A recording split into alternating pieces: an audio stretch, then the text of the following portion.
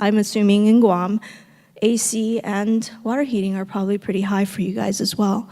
Right, so that kind of explains why we're targeting hot water. Now you can say, well, we already do a lot of that stuff, because like in Hawaiian Electric, we actually have a hot water heating program.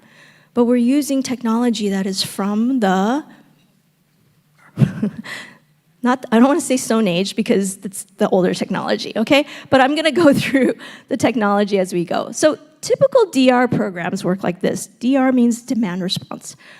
And it is part of the utilities portfolio as a tool to manage imbalances on the grid, okay? So this is something that should be a portfolio of resources, and typically it calls for utilities commanding and controlling an action with eligible customers that shut their load off during certain critical conditions. So someone who's an eligible customer that is signed up is going to get called during the peak conditions or crisis condition to turn off. They get an incentive, and then they either respond, receive that incentive. In our case, you already paid the incentive, so whether you respond or not, you're already paid. And then they can also say, stop, I'm in a critical crisis, I'm not going to respond to you. All right, so utility commanded and controlled. It is expensive and oftentimes non-inclusive. So a lot of what we call disadvantaged communities, they're not involved, okay? So that's hard. It's also slow to enroll and low retention because you can imagine only certain customers will qualify. But remember, I went and moved into the commercial side after I left the utility. And you know what? When I worked with the facilities folks, they're like, you shut off our chiller, it won't come back on. So no, I don't want to participate in that. So that was another challenge. Even though the utilities, it's like, we're going to pay you for so much. And you know, being on the renewable energy planning side, it was really kind of a lesson learned because aging technology, whether it's on the grid side or on the customer side, they're going to have a challenge dealing with on and off situations, right? So modernizing our technology is going to be something that we kind of think of, and how we do so is going to require these innovative, novel thinkings. So we are always challenged by changing conditions, and because of the responsiveness, and I'll give an example. In Hawaiian Electric, I think we had about 17 megawatts of subscribed eligible customers that were part of a response program. When we called it, we had less than a megawatt respond. 17 versus 1, less than 1. So that kind of brought a lot of questions on performance by regulators. I think those are also questions that you guys have to answer. How responsive are your programs? And how to improve that to be able to access more customers, all right? So if we're thinking about a paradigm shift in this sector, the distributed resources and DER, let's give it a facelift. Instead of qualifying customers, let's make sure that the equipment is already compatible with grid and helping to introduce new grid forming capabilities. It's adding to that grid stewardship that we would want from the behavior of the customer without really like forcing them to behave a certain way. Okay, the other thing is customers are already doing this, and so you're just kind of taking some of these incentive funds for the DR program and you're grouping them, because why? You're attracting them to do something that they're already doing. So you're affording a small incentive that then brings them together, and then their data is transparent to the utility, and that helps. So during a peaks incident, the benefit is already grid resilience. Okay, so this is the way that we can change and activate engagement from the community, all right? So the old equipment gets upgraded. We attract customers. We're not doing the command and control and turning people off. We're actually letting them use the technology, use what they need to do, like hot water at night. You think about it, in the evening, especially for us, we are a night peaking grid, just like I think Guam is. People are doing a lot of things, cooking, taking baths, putting kids to bed. You know, they gotta do all this stuff during the peak hours from 5 to 9 p.m. And that is usually when the peak occurs, okay? So from a public benefit standpoint, these distributed resources can leverage a lot more of the community, okay? And so I'm using statistics here from Hawaii, but That's something that we can look at for Guam as well. So the trends indicate that this is customers already engaged in solar, okay, for as an example. I'm using this data. About 50% of our customers are already, in terms of meeting our renewable portfolio standards, you can think about 50% here in the aggregate is coming from distributed energy resources, coming from our customers. But then if I look at the folks that are in the community that can take advantage of these technologies, you can see that 50% of our customers are not engaged because they can't afford it, including those that are in that what we call ALICE community. And ALICE means that they're access limited, income constrained, but they're employed. They just can't ever afford the typical electric vehicles or the PV. So how do we help them engage and become equitable access? And this is the community that we want everybody to be engaged in these public benefit programs because they can help with the grid, okay? Because everybody relies on the grid.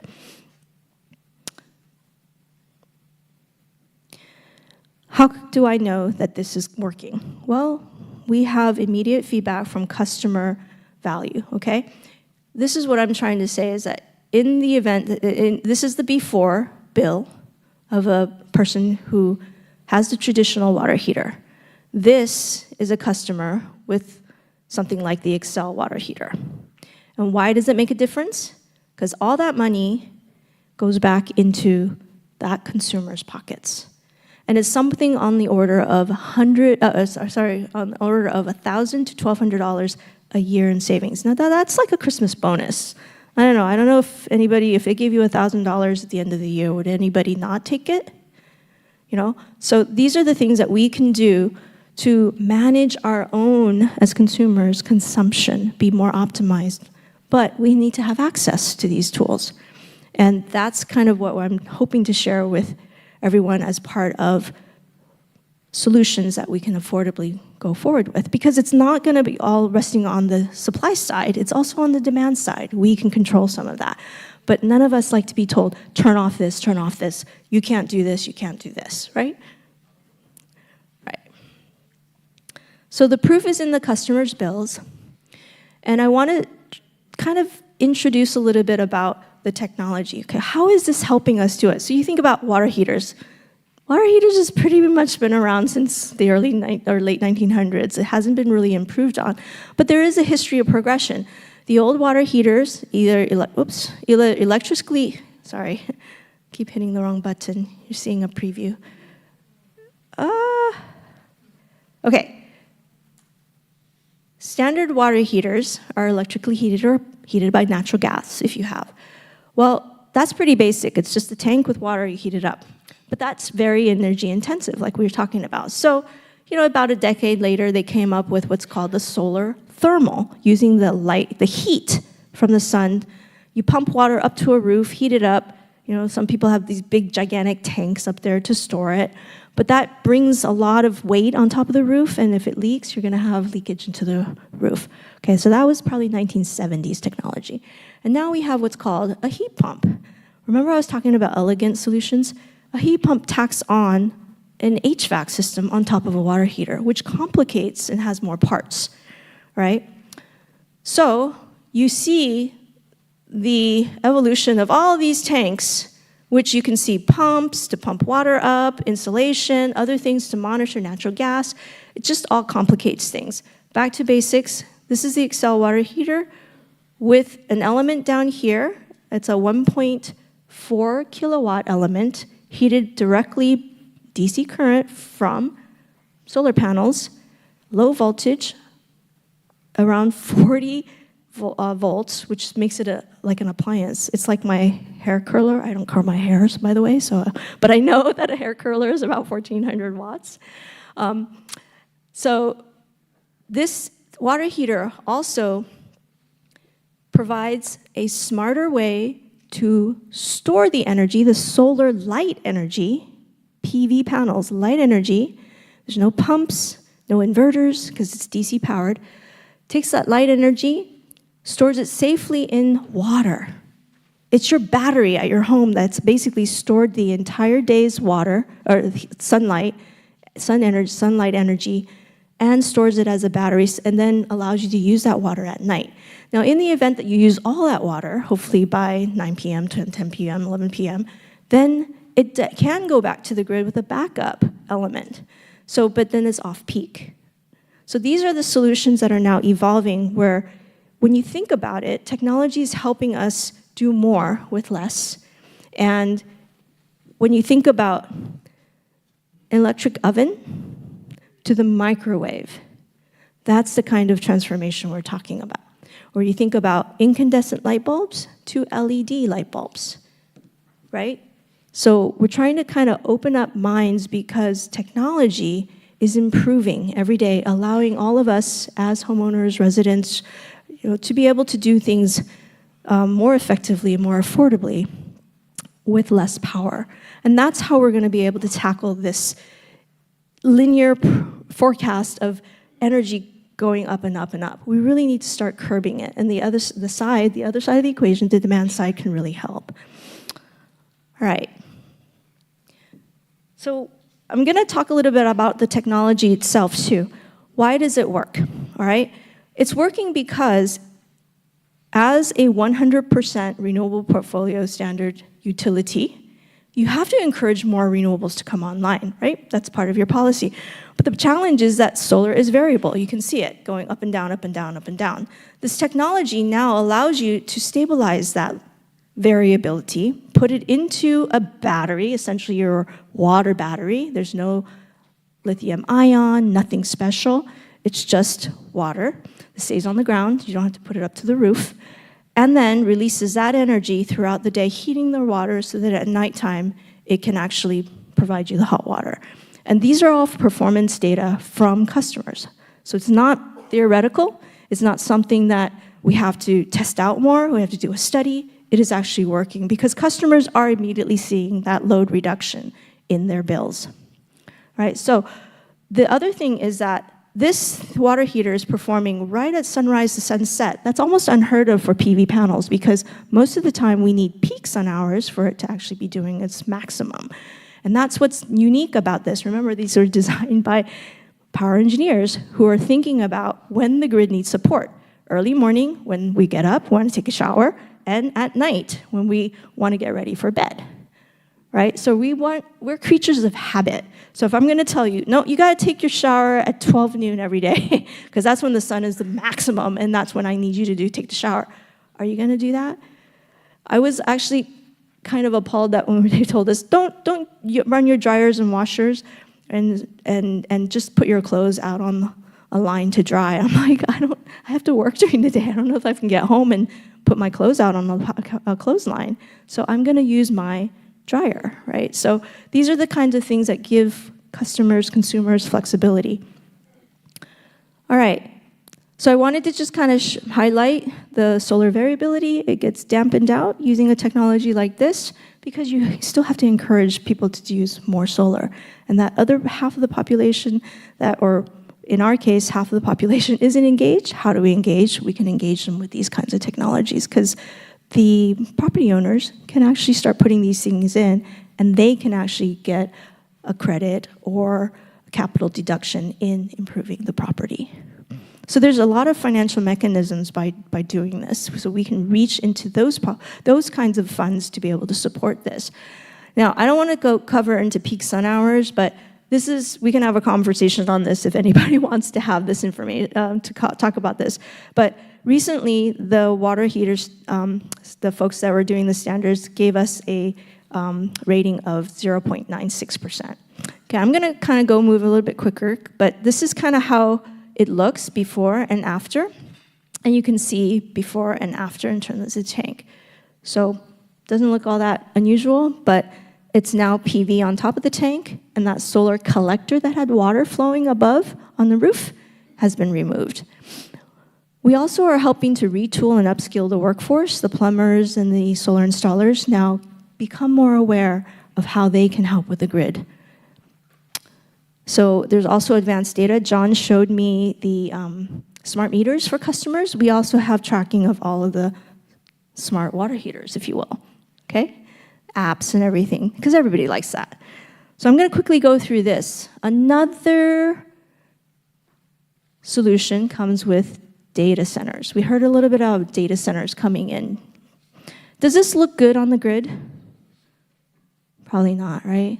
So we actually are managing data centers in Texas. And what we're finding, the Texas grid doesn't like this either. Okay, if you're an power engineer, look at that phasor diagram. Out of whack, not good, okay? So what we're able to do now in the tools that we have is we're actually able to stabilize the connection point to the utility, allowing those large data centers to be more effective in the power that they are using and provisioning, and then reducing all that harmonics that's showing up in that kind of craziness over there. So opportunities to retrofit data centers are there, allows us to actually actively monitor at certain areas, but also helps that customer think about it. Instead of a microgrid, they have a pico grid, because then they're now effectively managing their assets. Because they reduce their downtime, then they don't have to say, oh, the utility is impacting them. So there's kind of a synergy between their performance and the utility's performance. Okay. Sorry, I gotta quickly go through here, but I just want to show the system view and different branch views. Oh, goodness, I'm not sure why it's going so fast. But the ups and downs were showing kind of how quickly the dynamics were moving through their system. And that's something new for a load to have within 5 seconds ramp 2 megawatts. That's huge on a customer side, right? So there's also intelligent designs that are coming for the architecture where this 4N plus 3 doesn't make sense to most people, but that also provides better utilization of backup power. So now that if the utility needs to call them, their backup power is up and live and running, rather than having to have backup power that's stationary and not running, all right? So data centers are coming. I just wanted to kind of show that because John asked me to show data centers as the next thing and how to think about how to plan for them. So things to consider moving forward is how would you, these are also things that you got to consider. Cradle to grave. As you pursue 100% RPS, you actually have to think about what are we going to do when those panels need to be retired, all right? How do you get it off an island?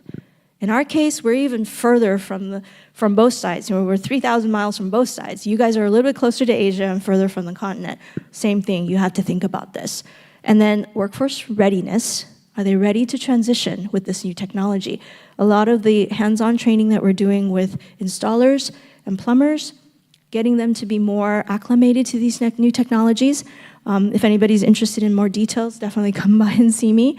But it's also timely, because tomorrow you could put this up and you're running. It's an appliance. It's low voltage, and you don't need to wait 6 to 8 months. On our side, it's like almost a year to get a permit.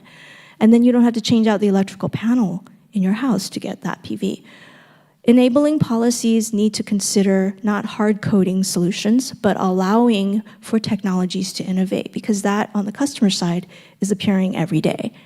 And then value and benefit, considered empowering the rest of the community that isn't there, that you can stack value on both the supply side and the demand side. So lessons learned. As we learned, this is in Hawaii, we had one of the most innovative policies, push for solar hot water, except they hard-coded it to solar thermal, which again was 1970s technology, right? Big tank on somebody's roof, water going up on the roof. So we have basically been able to get this as a variance and a waiver so we can move forward with the newer technologies. There's also lessons learned, and this is the project that John and I were both working together. A lot of lessons learned for integrating solar on the grid for customer side, because customers are already doing it. How does the utility leverage that and reduce the burden on the grid? Decarbonization policies are also showing. This is Sacramento Municipal Utilities Policy. There's some language in there that maybe can help policymakers here make sure that things are, and it may or may not be something relevant, but it's examples that kind of showed. So a call to action, maybe kick off a demand-side facing facelift to the DR program that can tackle the peak, right? Identify some peak feeders that have high loads during the evening hours, deploy and enable some of these new innovative technologies, and then see, act, and scale so that you can actually now learn to shift the peak by not having to turn anybody off. And new architecture for data centers are appearing. It allows better provisioning of the power, active backups, changing some of the architecture. We don't need the old building blocks anymore. And then that we have far better performance on the GPUs that are using a lot more power. It's not just CPUs anymore, it's GPUs. And those things ramp, right? Anytime you use ChatGPT, we heard that yesterday, the thing is thinking, it's releasing thinking, or it's releasing. The amount of noise that you saw, I showed you an example, is something that the grid has never seen before. So it's gonna be coming. And with that, mahalo, and if there's any questions or if people want to learn more about it, about the technologies that I covered, I'm open and I'll be here all day. So thank you for your attention.